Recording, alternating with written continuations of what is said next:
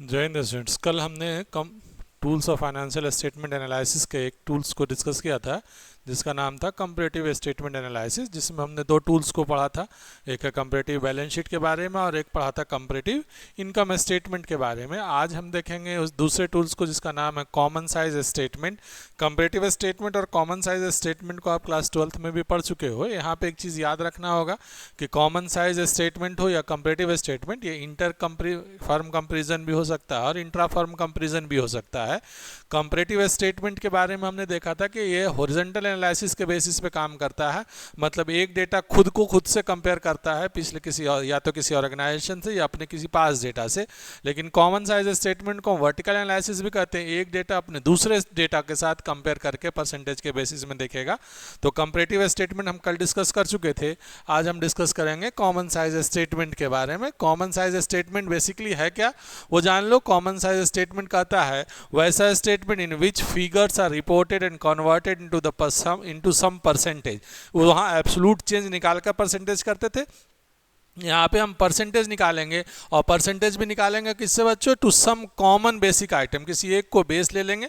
और आप भी जान रहे हो कि अगर हम बात कर रहे हैं फाइनेंशियल स्टेटमेंट की, तो अगर पीएल अकाउंट बना रहे हैं, प्रॉफिट एंड लॉस का स्टेटमेंट बना रहे हैं, उसमें सबसे इंपॉर्टेंट पार्ट होता है रेवेन्यू का, मतलब कि सेल्स के बेसिस पे। तो हम यहाँ पे रेवेन्यू फ्रॉम ऑपरेशन को या सेल्स को हम एक बेस मान सकते हैं। और जब हम बात करेंगे बैलेंस शीट की, तो वहाँ पे टोटल एसेट्स और टोटल लायबिलिटीज को एक बेस मान सकते हैं। इसका मतलब एक कॉमन बेस लेंगे हम, कॉमन बेस डिफाइंड है स्टेटमेंट ऑफ पीएल के लिए रेवेन्यू फ्रॉम ऑपरेशन, और एसेट्स के लिए बैलेंस शीट में एसेट्स के लिए टोटल एसेट्स और लायबिलिटी के लिए टोटल लायबिलिटी। क्या कहता है, are calculated and presented in the total items, thus a common base item for comparison। इससे पता चल सकता है कि जैसे रेवेन्यू फ्रॉम ऑपरेशन या सेल्स का कितना परसेंट वेजेस में जा रहा है, कितना रेंट में जा रहा है, कितना एडवर्टीजमेंट में जा रहा है, कितना प्रॉफिट हो रहा है, कितना टैक्स में जा रहा है। तो ये एक स्टेटमेंट हम देख सकते हैं कंपेयर करके कि मेरा अगर पिछले साल में मैंने सेल को किया था 1 लाख रुपए का और वेजेस दे रहे थे हम 50,000, और इस साल सेल 2 लाख का किया और वेजेस हम 1.5 लाख दे 1.5 लाख दे रहे, तो फिर ये परसेंटेज में बहुत ज़्यादा चेंजेज हो रहा है। तो ये कंपैरिजन करने के लिए हम कंपैरेटिव स्टेटमेंट एनालिसिस और कॉमन साइज बनाते हैं।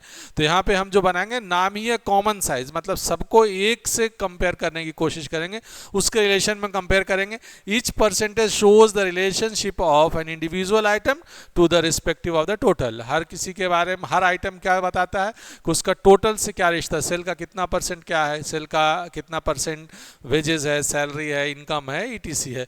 तो आगे इस स्टेटमेंट को भी हम जब देखते हैं, बात करते हैं, तो स्टेटमेंट भी बेसिकली कितने तरीके का होगा। ऑब्वियस सी बात, ये स्टेटमेंट भी 2 तरीके का होगा। पहला होगा बैलेंस शीट के बारे में और दूसरा इनकम स्टेटमेंट। इसी को दूसरा नाम कहते हैं स्टेटमेंट ऑफ पीएल भी। चाहे आप पीएल पहले बना लो चाहे बैलेंस शीट, क्योंकि फाइनेंशियल स्टेटमेंट बन चुका है। तो एनालिसिस में ऐसा नहीं कि पहले हम बैलेंस शीट का एनालिसिस करेंगे या पहले इनकम का स्टेटमेंट का एनालिसिस करेंगे।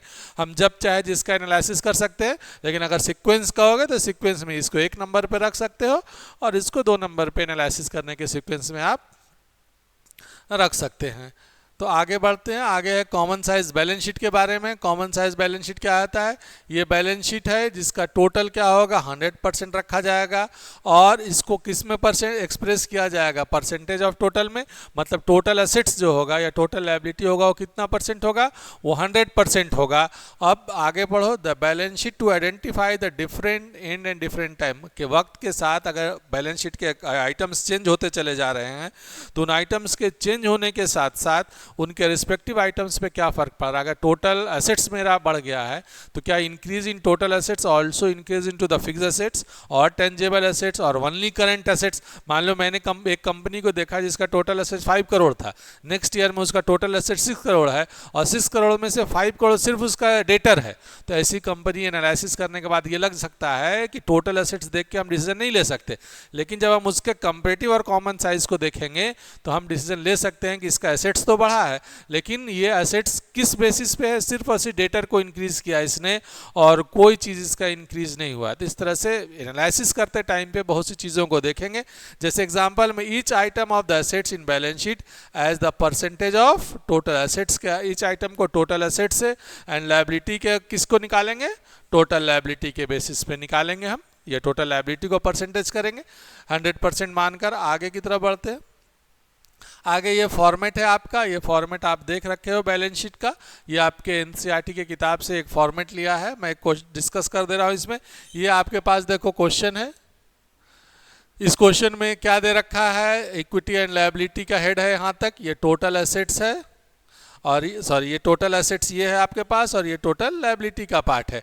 हम कॉमन यहाँ पे क्या करेंगे, कॉमन साइज में हम फॉर्मेट्स में जस्ट का 10 फॉर्मेट यहाँ रख देते हैं, अगर फॉर्मेट बना हुआ है, अगर ये आइटम्स दिए हुए तो हम उसको एसेट्स और लायबिलिटी के फॉर्मेट में सजा देंगे, जो हम पहले चैप्टर में देख चुके हैं कि कौन कौन से आइटम किस हेड्स में जाते हैं। तो अब यहाँ पे ये पार्ट तो लगभग सेम है, तो और ये पार्ट भी लगभग सेम है, और ये पार्ट भी लगभग सेम है। इसमें क्या है, एब्सोल्यूट आइटम लिखते हैं, कोई चेंजेस नहीं लिखते। तो एब्सोल्यूट आइटम का मतलब क्या है, जो आइटम दे रखा है आपके पास। तो अब यहाँ पे देखिए ये भी 15 लाख था, 15 लाख है, 12 लाख है। हाँ, अगर कभी क्वेश्चन में 17 पहले दे रखा हो, 16 बाद में दे रखा हो, तो आप उसको उसी हिसाब से अरेंज कर लीजिएगा ताकि वो करंट ईयर और प्रीवियस ईयर के डेटा का कंपैरिजन में प्रॉब्लम नहीं हो। तो अब यहाँ पे जब हम इस डेटा को रख ले रहे हैं, तो आप देखो करना क्या होता है। शेयर कैपिटल पिछले साल 15 लाख का था, इस साल 12 लाख है, तो there is a decrease into the share capital. अब हमें डिक्रीज इंक्रीज नहीं निकालना है। यहाँ कॉमन साइज में हम क्या करते थे, या सॉरी कंपैरेटिव में हम क्या करते थे, हम बेस निकालते थे। यहाँ में हमें वो काम नहीं करना है। हम क्या निकालेंगे, यहाँ पे टोटल एसेट्स था 450 लाख, और वो उसका कितना परसेंट है, तो कैसे निकालेंगे, ये डिवाइड बाई ये मल्टीप्लाइड बाई 100 कर देंगे, तो हम ये पता चल रहा है कि टोटल लायबिलिटी मेरा 41,50,000 है, उनमें से 36.14% मेरा क्या है, वो इक्विटी इंटरनल लायबिलिटी है। लेकिन नेक्स्ट ईयर क्या हुआ, नेक्स्ट ईयर में मेरे पास टोटल लायबिलिटी घटकर 32,50,000 हो गए। तो देखने से लग रहा है कि मेरे पास लायबिलिटी बहुत ज़्यादा डिक्रीज हो चुका है, लगभग से लगभग 9 लाख रुपीज़ का डिक्रीज हुआ है। लेकिन मेरा जो ये वाला पार्ट है, जो मेरा कंपनी का इंटरनल लायबिलिटी है, वो इंटरनल लायबिलिटी मेरा ज़्यादा डिक्रीज नहीं हुआ है, वो और बढ़ चुका है। बेसिकली होना क्या चाहिए था कि ये डिक्रीज होने से ये डिक्रीज होना था, लेकिन क्योंकि कंपनी ने एक्सटर्नल डेप्ट को पे कर दिया है, जिस कारण से एक्सटर्नल लायबिलिटीज घटी है, इंटरनल लायबिलिटी इंक्रीज ही हुआ है। तो यहाँ देखो ये 36.14 से ये 36.93 आ गया। Same reserve and surplus 5 lakh और 5 लाख था, तो रिजर्व एंड सरप्लस बराबर होते हुए भी ईयर में इंक्रीज हो चुका। क्यों इंक्रीज हुआ है, क्योंकि हम परसेंटेज निकाल रहे हैं, इस साल को परसेंटेज इस फिगर से टोटल से निकालेंगे, और इस साल का इस के टोटल से निकालेंगे। तो ऑब्वियस ही बात है 41,50,000 के कंपैरिजन में 5 लाख 12% है, और 5 लाख जो 32 लाख के कंपैरिजन में 15% है। तो हम इसका परसेंटेज निकाल दे रहे। इसी तरह से हम क्रेडिटर लायबिलिटी इंपैक्ट देखो, यहाँ पे 37% क्रेडिटर था और अभी 32% क्रेडिटर, इसका मतलब कंपनी ने एक्सटर्नल लायबिलिटीज को पे कर दिया है। इसी तरह से नॉन करेंट एसेट्स में भी हम इस तरह से टोटल लिखा हुआ है, और इसको इससे करके हम परसेंटेज निकाल ले रहे। परसेंटेज निकालना आपको आता होगा। एक चीज हमेशा ध्यान रखिएगा जो इसमें, वो ये है कि आपको ये जो टोटल है, ये अपने में भी 100% है और ये 100% है, और इसको आप डायरेक्ट भी लिख सकते हैं, लेकिन जब कभी टोटल कीजिएगा आप इसको, तो it must be equals to 100, तभी आप समझ में आएगा कि आपने कैलकुलेशन सही किया है। अगर आपका ये टोटल 100 नहीं आता है, ये टोटल 100 नहीं है, ये टोटल 100 नहीं है, ये 100 नहीं है, ये समझिए कि आपने कभी गलती कर रखी। कभी कभी एरर क्या होता है कि हम अमाउंट तो ये लेते हैं और टोटल का ये लेते हैं और डिवाइड कर देते हैं, तो ये पार्ट इक्वल नहीं होगा। तो सिर्फ यहीं पे ध्यान रखना इन नटसेल में कि जिस ईयर के डेटा को कंपेयर कर रहे हैं, कॉमन साइज बना रहे हैं, उस साल का डेटा डिवाइड बाय उस साल का टोटल डेटा मल्टीप्लाइड बाय 100 कर दीजिएगा, तो आपका ये कॉमन साइज बड़ी आसानी से बन चुका होता है। ये कॉमन साइज बैलेंस शीट के बारे में था। अब इसके आगे हम देखते हैं जिसको कहते हैं कॉमन साइज। हमारा बैलेंस शीट में क्या क्यों बनाते हैं, ऑब्जेक्टिव है to study the changes of the individual items. Balance sheet के इंडिविजुअल आइटम्स में क्या क्या चेंज हो रहा है उसके बारे में हम जान लेते हैं। दूसरा कहता है क्या, to study the trend of the different assets. Assets कैसे ट्रेंड कर रहे हैं, जैसे हमने अपने पिछले क्वेश्चन में देखा कि बैलेंस शीट का इंटरनल लायबिलिटीज बढ़ता चला जा रहा है और एक्सटर्नल लायबिलिटी कम हो रहा है। ये कंपनी के लिए बेनिफिशियल है। कंपनी स्ट्रेंथ बना रही मार्केट में, कंपनी के पास अपनी लायबिलिटी है, उसको किसी को पे नहीं करना है। ये स्ट्रेंथ के बारे में भी डिस्कस करता है। आगे बात करते हैं हम कॉमन साइज इनकम स्टेटमेंट, जिसका नाम आप जान रहे हैं, इसको हम कह सकते हैं कॉमन साइज पीएल अकाउंट या स्टेटमेंट ऑफ पीएल भी। ये क्या करता है, in this statement sales are assume to be equal to 100। यहाँ पे बेस क्या मानेंगे, सेल, या क्योंकि स्टेटमेंट ऑफ पीएल में सेल को नहीं करके हम रेवेन्यू फ्रॉम ऑपरेशन की बात करते हैं, तो रेवेन्यू फ्रॉम ऑपरेशन को भी देख सकते हैं यहाँ पे सेल्स की जगह पे। ये जो सेल्स है इसको रेवेन्यू फ्रॉम ऑपरेशंस भी लेते हैं हम। All figures of the cost and expenses are expressed as the percentage of revenue from operation और सेल। हम क्या करेंगे, परसेंटेज कैलकुलेट करेंगे किसका, सेल्स का। सेल्स का कितना परसेंट वेजेस है, सेल्स का कितना परसेंट रेंट है, सेल्स का कितना परसेंट क्या, ये हम करेंगे। It helps to reveal the efficiency of the different period of time, जिससे ये पता चलता है कि हमने टाइम टू टाइम सेल्स करने के लिए कितना इम्पैक्ट किया है, कितना बेस खर्च किया है। आप सेल्स को मान लो 10% से इंक्रीज किया और आपने एडवर्टीजमेंट को डबल कर दिया है, तो जो ये बता रहा है कि आपके इफिशिएंसी ऑफ द मार्केटिंग जो है वो परफेक्ट नहीं हो रहा है।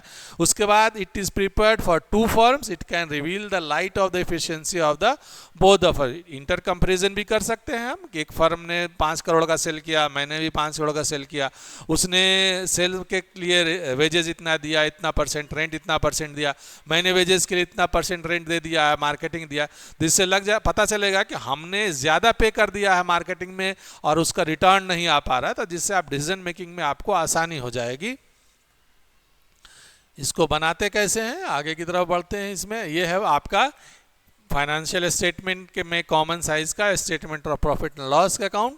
बड़े आसानी से ये इसमें देखो, पिछले बैलेंस शीट में टोटल फॉर्मेट दे रखा था और इसमें फॉर्मेट नहीं दे रखा, तो आपको इसको फॉर्मेट में चेंज करना का मैंने जस्ट अभी बताया। सबसे पहले क्या लोगे, सबसे पहले लोगे आप रेवेन्यू फ्रॉम ऑपरेशन या स्टेटमेंट ऑफ पीएल का फॉर्मेट हम डिस्कस कर चुके हैं। उसमें क्या है, स्टेटमेंट ऑफ पीएल में हमने रेवेन्यू फ्रॉम ऑपरेशन ये ले लेते हैं 25, 18, ये कहाँ से आया, देखो इसने प्रीवियस ईयर और करंट ईयर को भी उल्टा लिखा, तो हमने इसको प्रीवियस ईयर रखना है, इधर करंट ईयर रखना है। तो ये 25 लाख यहाँ आ गया, ये 18 लाख हमारे पास यहाँ आ गया। अब यहाँ पे अभी डिस्कस किया मैंने कि इसका बेस कौन होगा, इसका जो बेस होगा वो ऑब्वियस सी बात है, बेस इसका ऑटोमेटिक जो होता है वो कौन सा होता है, वो रेवेन्यू फ्रॉम ऑपरेशन, मतलब यही इसका बेस है। तो ये बेस है इस साल के लिए, ये बेस इस साल के लिए।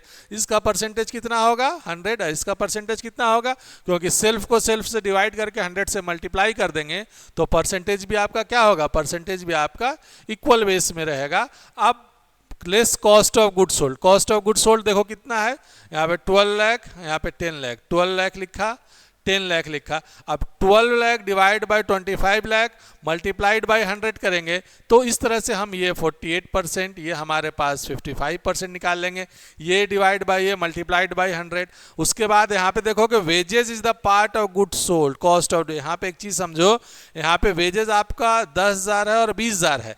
आपको ये देख कर लग रहा होगा कि सर 12 लाख है और 25 लाख है, तो ये तो कम से कम कुछ ज़्यादा होना चाहिए। इसमें हमने क्या किया है, कॉस्ट ऑफ गुड सोल्ड को हमने इंक्लूड कर रखा है वेजेस, इसलिए इस पार्ट का कोई काम नहीं होगा, क्योंकि सीओजीएस का फॉर्मूला है तो opening stock plus direct expenses plus purchase minus closing stock, तो डायरेक्ट एक्सपेंसेस में वेजेस है, इसलिए ये वेजेस का पार्ट जो है वो सिर्फ आपको कंफ्यूज करने के लिए दे रखा था।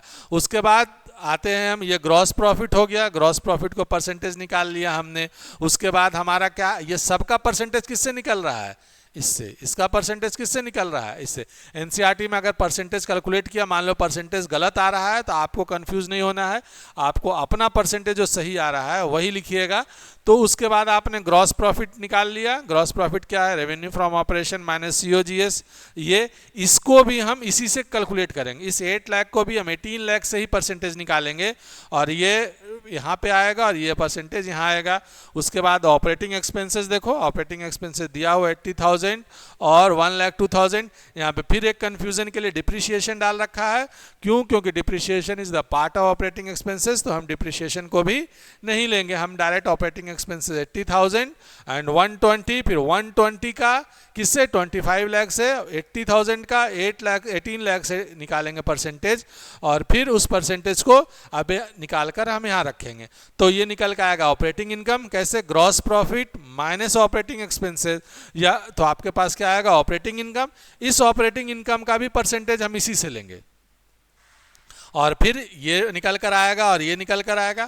फिर आपके पास नॉन ऑपरेटिंग इनकम दिया हुआ है 12,000 एंड 15,000, ये 12,000 और 15,000 लिखा हमने, और इस 15,000 का भी 25 लाख से और इस 12,000 का भी 18 लाख से लिख के हम इसको यहाँ परसेंटेज निकाल के लिखे और इसको यहाँ पे परसेंटेज निकाल कर लिखे, और अल्टीमेटली फिर जब इन दोनों को घटाएंगे तो प्रॉफिट आएगा, और इस फिर प्रॉफिट को हम क्या करेंगे, इसी से परसेंटेज निकालेंगे, और इस प्रॉफिट को इससे परसेंटेज निकाल के फिर इसको यहाँ लिखेंगे और इसको यहाँ लिखेंगे।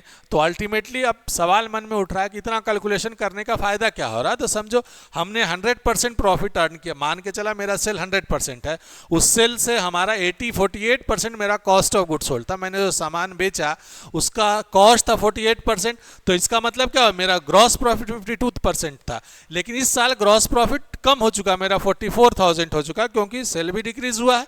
उसके बाद हमारा क्या है, ऑपरेटिंग एक्सपेंसेस मेरा कितना परसेंट था, 4.80, 4.44। इसका मतलब हमारा सेल घट रहा है तो हमने अपने खर्च को भी कंट्रोल कर रखा है।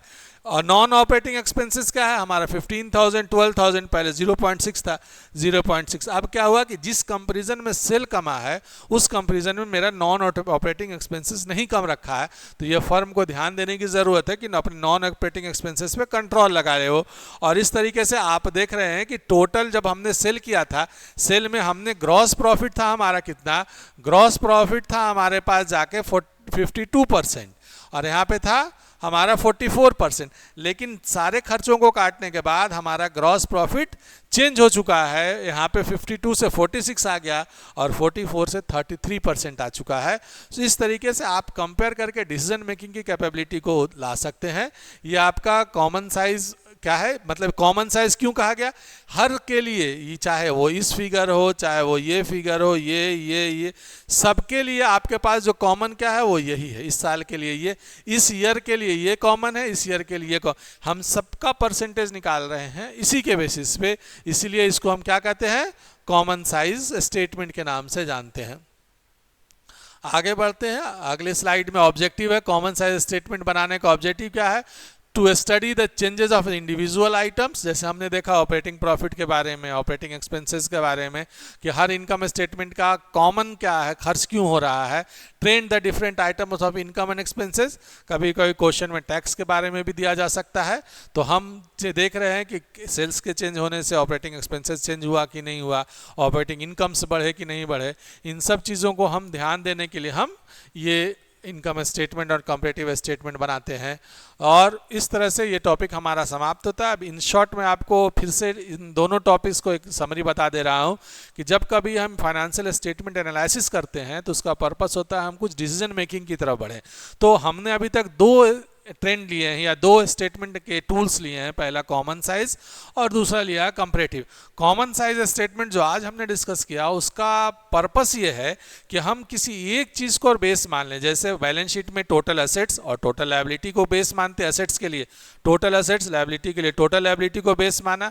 उसी तरह से इनकम स्टेटमेंट के लिए हम रेवेन्यू फ्रॉम ऑपरेशन या सेल्स को बेस मानते, और उसके बाद ये एनालिसिस करते हैं कि अगर ऐसे टोटल एसेट्स बढ़ रहा है तो बाकी एसेट्स उसके कंपैरेटिव में किस रेंट से बढ़े हैं। अगर टोटल एसेट्स डबल इंक्रीज हुआ है तो बाकी एसेट्स में कौन सा एसेट्स इंक्रीज हुआ है और कौन सा एसेट्स इंक्रीज उस रिलेशन में नहीं हुआ। सेम लायबिलिटी के बारे में, टोटल लायबिलिटी में अगर चेंजेस हुआ है तो in comparison to total liability, direct आपके पास करंट लायबिलिटी हुआ, नॉन करंट लायबिलिटी हुआ, उनमें क्या इंपैक्ट आया है वो हम जानने की कोशिश करते हैं।